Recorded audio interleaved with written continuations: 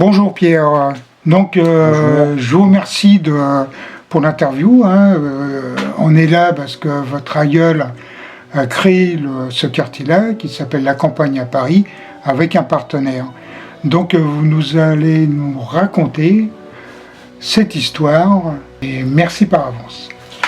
Je vous en prie. Alors nous sommes ici donc sur la place intitulée Sully-Lombard et je vais vous expliquer maintenant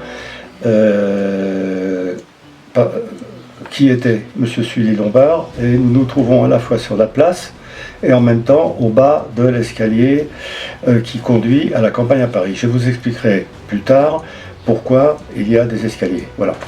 Alors, puisque la place s'appelle Sully-Lombard, je vais vous parler donc de Monsieur Sully-Lombard, qui était mon grand-père paternel. Il s'appelait en réalité Jules Sully-Lombard, mais il n'aimait pas qu'on l'appelle Jules. Alors, donc Sully-Lombard est né à Lunel, près de Montpellier, en 1866. Comme les jeunes, il avait de la chance à cette époque, il a pu faire des études secondaires. Il a passé un bac, qu'on appelait un bac littéraire, je ne sais pas si ça existe encore. Ensuite, quand il a eu son bac littéraire, il a fait ses études de théologie, puisqu'il était protestant.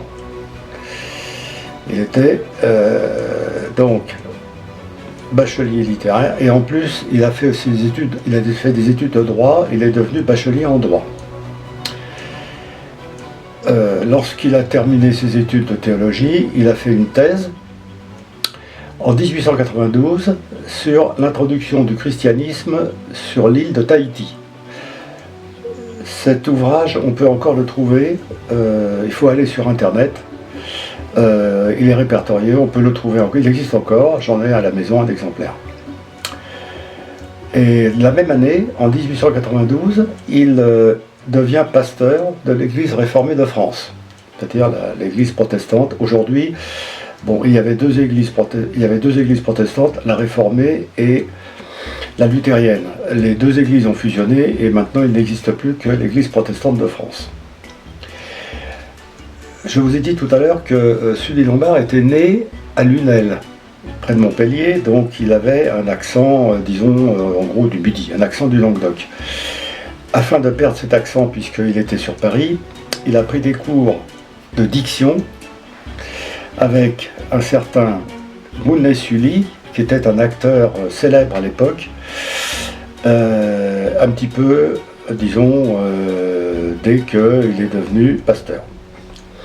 Il se marie en 1895 et il a eu 6 enfants, 3 filles et 3 garçons.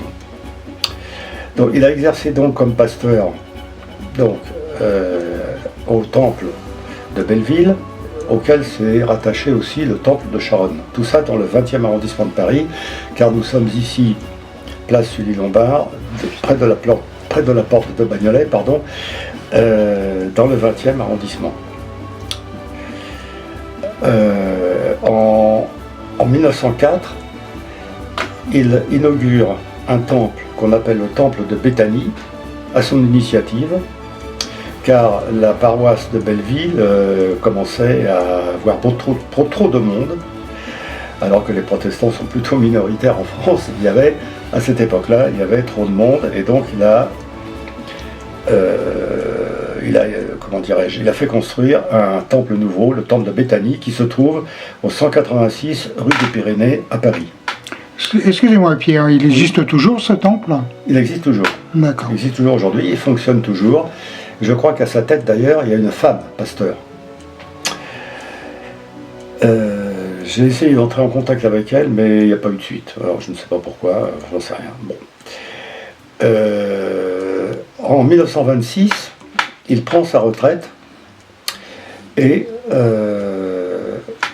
il faut dire qu'à partir de 1926, il est retourné à la faculté, puisqu'il avait déjà à la faculté de droit, pardon, d'Assas, puisqu'il avait déjà un baccalauréat en droit. Je crois qu'aujourd'hui ça n'existe plus, mais enfin il avait commencé des études de droit déjà pour un bac, pour un baccalauréat.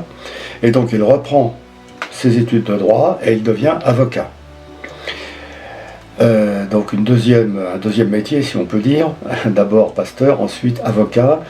Il est devenu avocat au barreau de Paris et il défendait les gens qui n'avaient pas beaucoup de revenus et qui ne pouvaient pas se payer d'avocat. C'est ce qu'on appelle l'assistance juridique. Donc c'était pratiquement un travail bénévole. Voilà. Alors Pierre, donc là vous allez nous parler des actions humanitaires de M. Sully et le pourquoi de la création de la campagne à Paris. Pas tout à fait, mais enfin bon, c'est pas grave, ça, de toute façon, ce sera un peu plus tard. Bon, c'est pas grave. Alors, ces actions sociales et humanitaires, bon, je vais être assez rapide, je vais résumer. Hein. Il a été ce qu'on appelait aumônier de la Légion d'honneur. Il y avait une Légion d'honneur, enfin, elles existent toujours, hein, une à Saint-Denis et autre à Écouen. Ensuite, il a, pendant pratiquement tout son mandat de pasteur, il a aidé les déshérités. Je ne peux pas vous dire de... Donc maintenant, vous allez nous parler de l'historique de la campagne à Paris. Et après, vous allez parler de l'actuelle, la configuration, actuelle. Du site, oui. Voilà, ça n'a pas beaucoup changé. Hein. Donc là, alors là, ce qu'on appelle vraiment la campagne à Paris, ça peut sembler déjà bizarre. Campagne à Paris, ça fait un petit peu oxymore. Hein, c'est-à-dire deux notions un peu contradictoires, hein, la campagne et Paris. Bon, ça s'appelle la campagne à Paris, je vais vous expliquer pourquoi. Alors c'est naturellement son œuvre maîtresse, hein, évidemment, on peut le dire, et comme je l'ai dit tout à l'heure, elle a été inaugurée en 1926, et à l'occasion de cette inauguration, il a prononcé un très long discours, je vous dirai tout à l'heure où on peut le trouver encore aujourd'hui.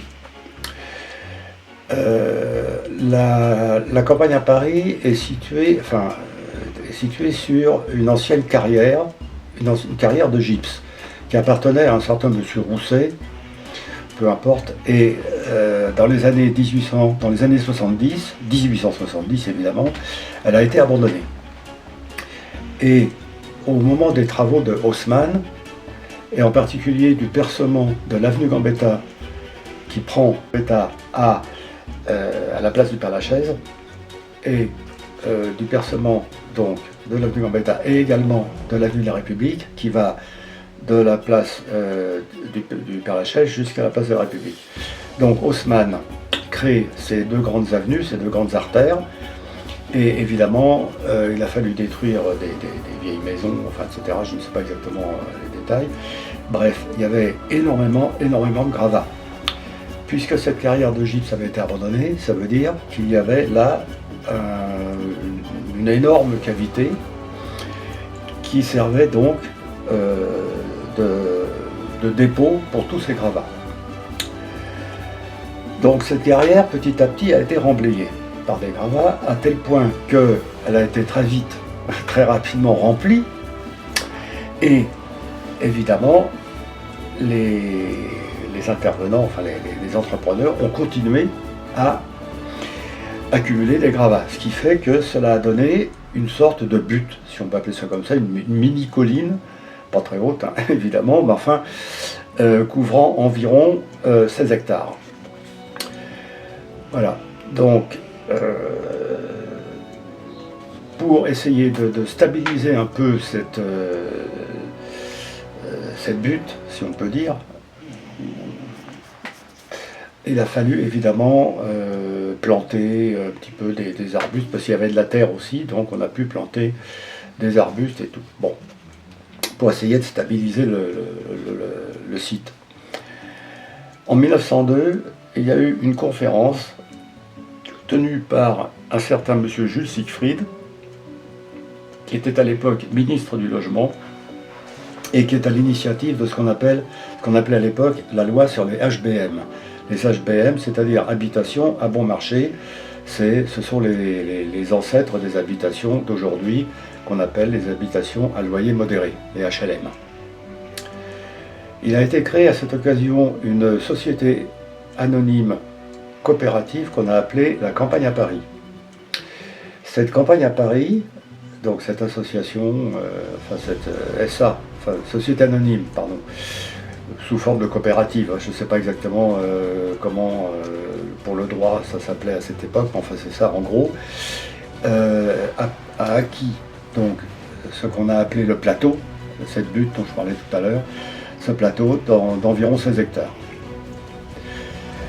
À cette assemblée générale, il y a eu donc une assemblée générale de cette campagne à Paris, et déjà mon grand-père, Sully, il avait déjà été nommé vice-président, avec un collaborateur qui s'appelait Irénée Blanc, qui était avocat, et qui était donc l'avocat de cette association. Ce qui est toujours intéressant d'avoir un avocat avec soi.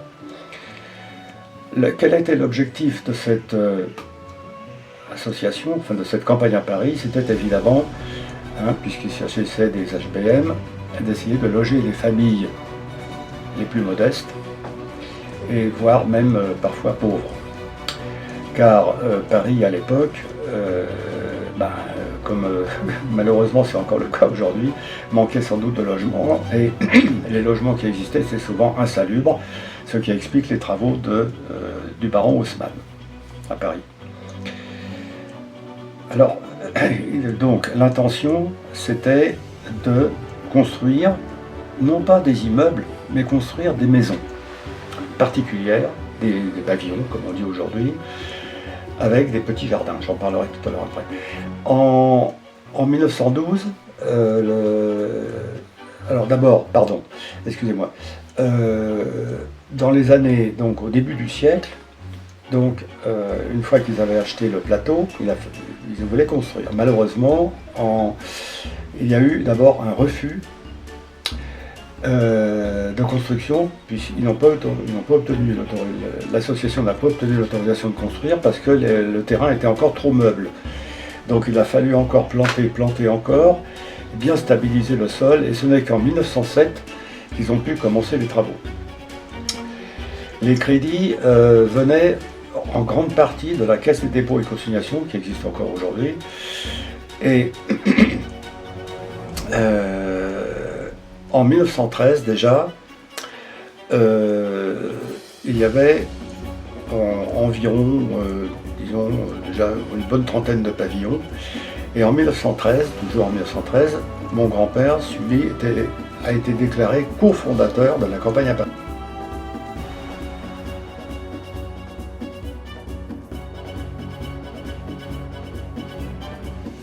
Il y a donc 4 escaliers d'accès, piétons donc, à la campagne à Paris. Alors, un des escaliers, enfin l'escalier le plus long, à mon avis, c'est celui du père Enfantin. Alors, ça porte un nom assez bizarre, mais le père Enfantin était un sociologue qui a influencé beaucoup un philosophe français qui s'appelle Fourier, qui a donné naissance à un mouvement qu'on appelle le fouriérisme. Ensuite, il y a... Alors, cet escalier du père Enfantin se trouve pratiquement en face du boulevard Mortier, c'est-à-dire qu'il est, on peut dire, au sud de la campagne à Paris. Au nord de la campagne à Paris, un autre escalier, qu'on appelle l'escalier Montonville.